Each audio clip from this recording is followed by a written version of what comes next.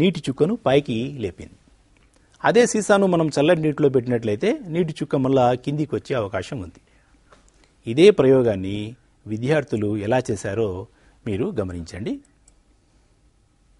ఇక్కడ మనం ఏం చేశారు, 2 ఖాళీగా ఉన్న సీసాలు తీసుకొని మనము చెప్పినట్లుగా రీఫిల్ను దాంట్లో ప్రవేశపెట్టి దీనిలోకి ఒక నీటి చుక్కను ప్రవేశపెడుతున్నారు. ఆ నీటి చుక్క సబ్బు నీటి చుక్క అయితే ఇంకా బాగుంటుందని మనము ఒక సబ్బు నీటి చుక్కను దానిలో ప్రవేశపెడుతున్నాం. ప్రవేశపెట్టి చేతులను బాగా రుద్దాలి. ఎందుకు రుద్దాలి చేతులను బాగా రుద్దినప్పుడు చేతులు బాగా వేడవుతాయి ఘర్షణ వల్ల. అప్పుడు మనము ఆ సీసాను పట్టుకోవడం వల్ల ఆ వేడికి సీసాలో ఉన్న గాలి వ్యాకోచించి ఆ నీటి చుక్కను పైకి నెట్టడాన్ని మనం గమనించవచ్చు. అలాగే సీసా పైన మనకు సన్నటి నీటి బుడగలాగా వచ్చింది. ఎందుకు? సబ్బు నీరు కాబట్టి ఆ విధంగా వచ్చింది. అంటే దీన్ని బట్టి మీరు ఏం గమనిస్తున్నారు, సీసాలో ఉన్న గాలి బయటికి వస్తూ ఉంది. ఎందుకు వచ్చిందంటే గాలి మనకు వ్యాకోచం చెందడం వల్ల మనకు గాలి తేలికే బయటికి వచ్చింది. ఇదే ప్రయోగాన్ని మనము రకరకాలుగా చేయవచ్చు. ఇప్పుడు నేను మీకు అలాంటి ప్రయోగంకు సంబంధించిన ఒక చిన్న ప్రశ్నలు మీకు వేస్తాను. మనము ఇక్కడ అలాంటి సీసానే తీసుకొని ఉన్నాం కదా. ఇప్పుడు దీనిలో మనము రీఫిల్ను దీంట్లో ప్రవేశపెట్టాం. ఇప్పుడు మనము దీనిలో రీఫిల్ ప్రవేశపెట్టిన తర్వాత మనకి ఇంతకుముందు చూపినట్లు మనము ఇక్కడ ఒక నీటి చుక్కను వేసి విద్యార్థులు బాగా చేతులతో రుద్ది నీటి చుక్కను బయటికి రప్పించారు. సరే, ఇప్పుడు మనం ఏం చేస్తామంటే ఇక్కడ మీరు బాగా గమనించినట్లయితే ఇలా లోపలికి ఉంచుతాం, రీఫిల్ను బాగా కిందికి ఉంచుతాం. అప్పుడు నీటి చుక్కను వేసి చేతులు బాగా రుద్ది పట్టుకొని చూడండి. అదేవిధంగా ఇలాగా పైకి ఉంచిన తర్వాత పైకి ఉంచి చేతులతో రుద్ది చూడండి. ఎప్పుడు బాగా నీటి చుక్క పైకి వచ్చింది మీరు మీ నోట్ పుస్తకంలో నమోదు చేసుకోండి. ఎందుకు అలా వచ్చింది కారణాలు కూడా మీరు ఊహించండి. అలాగే మనము మరొక ఉదాహరణను కూడా పరిశీలిద్దాం. ఇక్కడ మీరు గమనించినట్లయితే ఎందుకు ఇలా జరిగింది అంటే గాలి ఏం చేస్తుంది, వేడి చేస్తే వ్యాకోచిస్తుంది అన్న విషయం మనకు తెలిసిపోయింది. ఇప్పుడు వేడి గాలి కంటే చల్ల గాలి తేలిగ్గా ఉంటుంది. చూడండి, దీనికి మనం ఒక కృత్యాన్ని చేద్దాం. ఇక్కడ మనము 2 ఖాళీ కప్పులు తీసుకున్నాం. పేపర్ కప్పులు తీసుకోవాలి. తీసుకొని మనము ఒక చీపురు పుల్ల తీసుకొని చీపురు పుల్లకు దారంతో దీనిని కట్టి ఒక తులాదండంలాగా దీన్ని త్రాసులాగా తయారు చేస్తాం. తయారు చేసిన తర్వాత ఇక్కడ మనము ఒక కొవ్వొత్తిని కొంచెం దూరంగా మనము ఒక కప్పు కింద వెలిగిస్తాం. కొంతసేపటికి ఏం జరుగుతుందంటే కప్పు పైకి లేస్తుంది. అరే, ఇలా ఎందుకు లేసింది కప్పు అంటే మీరు ఏమైనా ఊహించారా? అంటే వేడి గాలి ఏమవుతుందంటే చల్ల గాలి కంటే తేలిగ్గా ఉంటుంది. కాబట్టి వేడి గాలి ఏమవుతుంది, పైకి రావడం వల్ల కప్పును పైకి తోసేసింది. ఇదే ప్రయోగాన్ని విద్యార్థులు ఏ విధంగా చేశారో మనం ఇక్కడ గమనిద్దాం. ఇక్కడ మనము ఒక 2 కప్పులతో ఒక త్రాసును తయారు చేశాం.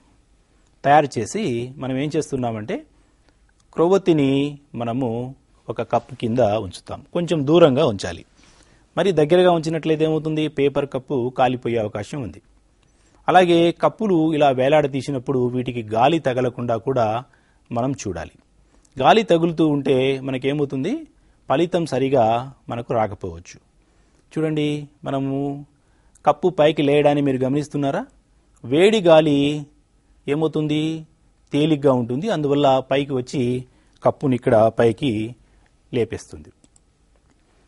ఈ ప్రయోగంలో మీరు ముఖ్యంగా మనం ఏం గమనించాం, వేడి గాలిని మనము సులువుగా, వేడి గాలి బాగా వ్యాకోచించి సులువుగా పైకి వస్తూ ఉంటుంది.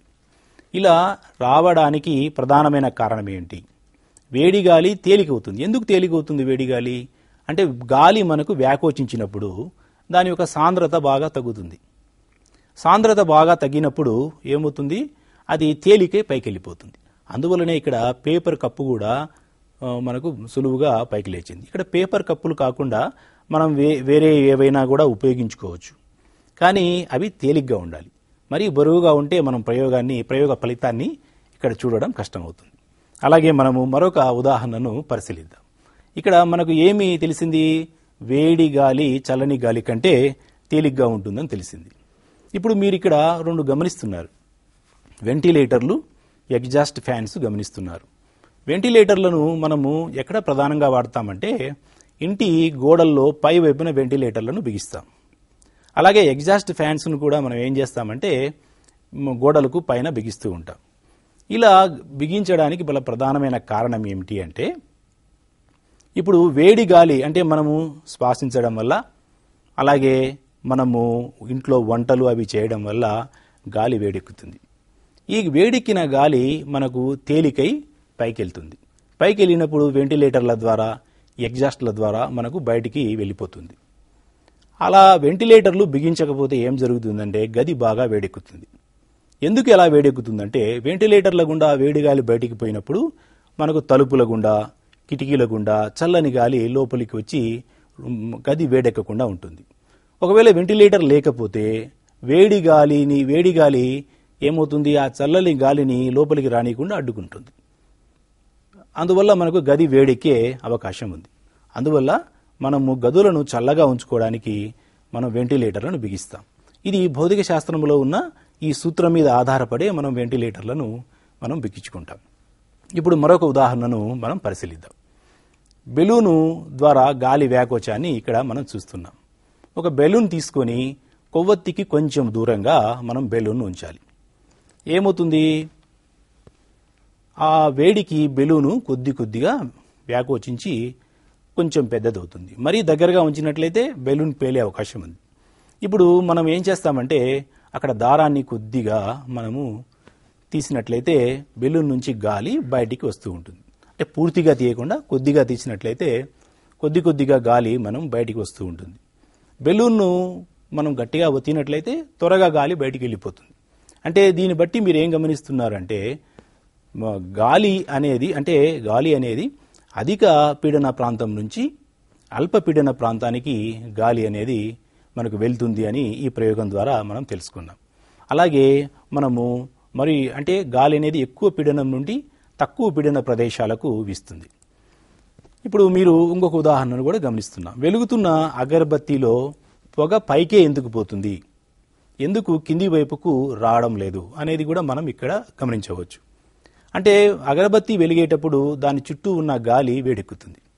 వేడెక్కి దాని సాంద్రత తగ్గి తేలికై పైకి వెళ్ళడాన్ని గమనించవచ్చు. ఏదైనా మనము మంటను వెలిగించినప్పుడు కూడా మంట పై వైపుకే ఉంటుంది. మంట కింది వైపుకు ఎందుకు ఉండదు, పై వైపుకే ఎందుకు ఉంటుందంటే ప్రధానమైన కారణం ఇదే. అంటే ఆ మంట చుట్టూ ఉన్న గాలి వేడెక్కి ఆ గాలి యొక్క సాంద్రత తగ్గుతుంది కాబట్టి అది తేలికై పైకి వెళ్తుంది కాబట్టి ఈ మంట కూడా పైకి వెళ్తుంది. అందుకనే పొగ కానీ మంట కానీ ఇవన్నీ మనకు పై వైపుకే వెళ్తుంటాయన్న విషయాన్ని మనం గమనించవచ్చు. ఇప్పుడు మనం ఇక్కడ మీరు గమనించినట్లయితే సముద్ర తీర ప్రాంతం ఇది. సముద్ర తీర ప్రాంతంలో గాలులు ఏ విధంగా వీస్తాయి అనేది మనం గమనిస్తున్నాం. ఇప్పుడు పగటిపూట మనం బాగా గమనించినట్లయితే సూర్యుని యొక్క వేడికి నేల నీరు రెండు బాగా వేడెక్కుతాయి. వేడెక్కినప్పుడు మనకేమవుతుంది, నేల ఇంకా త్వరగా వేడెక్కుతుంది. మనము నీటితో పోల్చుకున్నప్పుడు నేల త్వరగా వేడెక్కుతుంది. వేడెక్కి ఇక్కడ నేల మీద ఉన్న గాలులన్నీ మనకు పైకి వెళ్తాయి. అప్పుడు నేల మీద అల్పపీడనం ఏర్పడుతుంది. ఏర్పడినప్పుడు మనకు సముద్రం నుంచి గాలులు నేలపైకి వీస్తాయి. అంటే మనము వేడి గాలులు, చల్లటి గాలులు సముద్రం మీద నుంచి నేల మీదకి వీచడాన్ని మనం గమనించవచ్చు. అంటే నేల మీద అల్పపీడనం ఏర్పడింది, సముద్రం యొక్క నీటి మీద అధిక పీడనం ఉంది కాబట్టి ఈ విధంగా జరుగుతుంది. రాత్రిపూట ఎలా ఏమవుతుంది మనం గమనిద్దాం. అదే సముద్రం మీద నుంచి గాలులు వేయడాన్ని గమనించవచ్చు. మనము రాత్రిపూట ఏ విధంగా ఉంటుంది చూద్దాం. రాత్రిపూట నేల మనకు తొందరగా చల్లబడుతుంది, కానీ నీరు అంత త్వరగా చల్లబడదు. అప్పుడు మనకేమవుతుందంటే మనకు వేడి గాలులు సముద్రం మీద నుంచి మనకు నేల మీదికి వీచడాన్ని మనం గమనించవచ్చు. అంటే ఇప్పుడు నీరు వేడిగా ఉంది, మనకు నేల త్వరగా చల్లబడింది. కాబట్టి వేడి గాలులు ఏం చేస్తాయంటే మనకు సముద్రం మీద నుంచి నేల మీదకు వేయడాన్ని మనము ఈ చిత్రంలో గమనించవచ్చు. అంటే సముద్రం దగ్గర ఎటువంటి గాలులు మనకు వీయడానికి కారణాలు కూడా ఇది మనకు భౌతిక శాస్త్రంలో ఉన్న సూత్రమే. భౌతిక శాస్త్రంలో ఉన్న సూత్రం ఏమవుతుంది, మనకు వేడి చేయడం వల్ల గాలి వ్యాకోచిస్తుంది అనేదాన్ని మనము ప్రధానంగా తీసుకోవడం. వేడి గాలులు సాంద్రత తగ్గి పైకి వెళ్ళిపోతాయి, అంటే చల్లటి గాలులతో పోల్చుకుంటే సులువుగా పైకి వెళ్తాయి అన్న సూత్రం మీద భౌతిక శాస్త్ర సూత్రం మీద ఆధారపడే ఈ గాలులు ఇవి మనకు తోలడం అనేదాన్ని మనము చూడవచ్చు. అలాగే మరొక ఉదాహరణను కూడా మనము ఇక్కడ పరిశీలించవచ్చు. సముద్ర తీర ప్రాంతంలో భూమి మీదకు గాలులు ఏ విధంగా వీస్తున్నాయో ఈ చిత్రంలో మీరు చూడవచ్చు. మీరు సముద్ర తీర ప్రాంతాలకు వెళ్ళినప్పుడు మీరు చెట్లను వాటిని పరిశీలించినట్లయితే గాలులు ఏ వైపు నుంచి ఏ వైపుకు వీస్తున్నాయి అన్నది కూడా మీరు సులువుగా పరిశీలించవచ్చు. మనము మరొక చిత్రాన్ని కూడా ఇక్కడ గమనిద్దాం. గాలి ఏ వైపున వెళ్తుంది, ఏ వైపుకు వీస్తుంది గాలి అని తెలుసుకోవాలంటే మనం ఒక గాలిపటాన్ని ఎగరవేసి గాలి ఏ దిశలో వీస్తుందో మనం తెలుసుకోవచ్చు. ఇక్కడ గాలిపటం ఎగిరే దిశను బట్టి గాలి ఏ దిశలో వెళ్తుంది అనేది మనం సులువుగా తెలుసుకోవచ్చు. మరికొన్ని ఉదాహరణలు కూడా మీకు చూపిస్తాను. ఇక్కడ చెట్లు కొమ్మలు ఊగడాన్ని బట్టి కూడా గాలి యొక్క దిశను మనము తెలుసుకోవచ్చు. అంటే గాలి దిశను తెలుసుకోవడం వల్ల కలిగే ప్రయోజనం ఏమిటి అంటే, మనకు వాతావరణ శాస్త్రంలో గాలి ఏ దిశలో ఎంత వేగంతో వెళ్తుంది అని తెలుసుకోవడం చాలా ప్రధానం. కాబట్టి ఈ భౌతిక శాస్త్ర సూత్రం మీద ఆధారపడే మనకు చాలా ప్రయోజనాలు ఉన్నాయి. గాలి వీచే దిశలను తెలుసుకోవడం వల్ల చాలా ప్రయోజనాలు ఉన్నాయి. ఇప్పుడు గాలి వీచే దిశను తెలుసుకోవడానికి నేను మరొక ఉదాహరణను కూడా మీకు చూపిస్తాను. గాలిమరలు తిరుగుతూ ఉంటాయి. గాలిమరలను పట్టి కూడా మనము ఏ దిశలో వెళ్తుందో తెలుసుకోవచ్చు. అంటే గాలి ఎక్కువగా వీస్తున్నప్పుడు గాలిమర ఇంకా వేగంగా తిరగడాన్ని మనం గమనించవచ్చు ఇక్కడ. అలాగే బెలూన్ను మనం వదిలేసి బెలూన్ ఏ దిశలో వెళ్తుందో కూడా మనము ఇక్కడ తెలుసుకోవచ్చు. బెలూన్ ఏ దిశలో వెళ్తూ ఉంటే మనం ఆ దిశలో గాలి వెళ్తుంది అని మనం తెలుసుకోవచ్చు. ఇప్పుడు బెలూన్ వదులుతున్నాం మనం. బెలూను ఏ దిశలో వెళ్తుందో మీరు గమనించండి. మీకు మరొక ఉదాహరణను కూడా మనము ఇక్కడ పరిశీలిద్దాం. దీన్ని మనం యానిమోమీటర్ అంటాం. దీని యొక్క ప్రధానమైన ప్రయోజనం ఏంటంటే గాలి ఎంత వేగంతో వెళ్తుంది అనే దాన్ని మనం ప్రధానంగా ఇక్కడ తెలుసుకోవచ్చు. ఈ యానిమోమీటర్ను మీరే సొంతంగా తయారు చేసుకోవచ్చు. దీనికి ప్రధానంగా మనకు కావలసినవి ఏంటి అంటే, ఒక 20 సెంటీమీటర్ల పొడవుండే మనము ఇక్కడ మీరు చిత్రంలో గమనిస్తున్నారు కదా, 20 సెంటీమీటర్ల పొడవుండే 2 కార్డుబోర్డు ముక్కలను తీసుకోవాలి. తీసుకొని మనము 4 పేపర్ గ్లాసులను తీసుకోవాలి. ఈ పేపర్ గ్లాసులో ఒక గ్లాసును మనము వేరే రంగులో ఉంచాలి. ఒకవేళ వేరే రంగు లేనప్పుడు దీనికి మనము ఏదైనా ఒక మార్కర్ ద్వారా దాని యొక్క రంగును సూచించాలి. దీనిని ఒక పెన్సిల్ను నిలబెట్టి ఆ పెన్సిల్ మీద ఇలాగా ఉంచవచ్చు.